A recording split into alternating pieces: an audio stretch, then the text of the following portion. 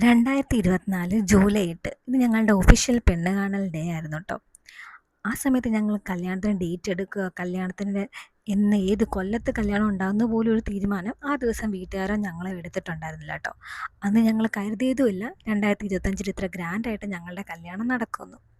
2012 ഞങ്ങൾ റിലേഷനിലാകുന്ന സമയത്ത് തന്നെ ഓൾമോസ്റ്റ് ഞങ്ങളുടെ വീട്ടുകാർക്കെല്ലാം ചെറിയ രീതിയിൽ തന്നെ ഇതിൻ്റെ ഒരു സൂചന ഇട്ടിട്ടുണ്ടായിരുന്നു. പിന്നെ നമ്മൾ ഒരുപാട് വർഷങ്ങൾക്ക് ശേഷം ഇതൊരു കല്യാണത്തിലോട്ട് പോകും എന്നുള്ളൊരു സമയമായപ്പോഴാണ് ഞങ്ങൾ വീട്ടിൽ പറഞ്ഞത്.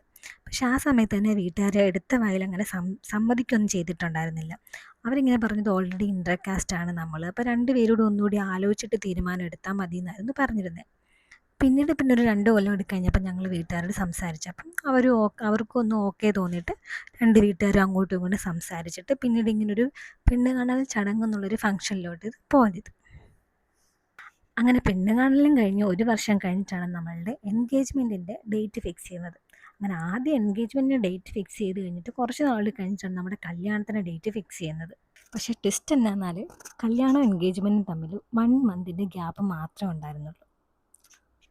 ഇതിലേറ്റവും ബെസ്റ്റ് പാർട്ട് എന്താണെന്ന് പറഞ്ഞാൽ ഞങ്ങൾ രണ്ടുപേരും ആഗ്രഹിച്ചതോ പ്ലാൻ ചെയ്തതിനേക്കാളും ഭയങ്കര ഗംഭീരമായിട്ടായിരുന്നു നമ്മളുടെ എൻഗേജ്മെൻറ്റും കല്യാണവും നടന്നത്.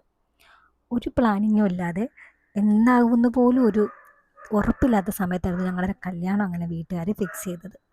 അതുകൊണ്ട് തന്നെ ഒരുപാട് ഭയങ്കര ആഗ്രഹങ്ങളോ ഒരുപാട് ഭയങ്കര എക്സ്പെക്റ്റേഷൻസ് ഒന്നുമില്ലായിരുന്നു കല്യാണത്തിൻ്റെ കാര്യത്തിൽ, എൻഗേജ്മെൻറ്റിൻ്റെ കാര്യത്തിൽ.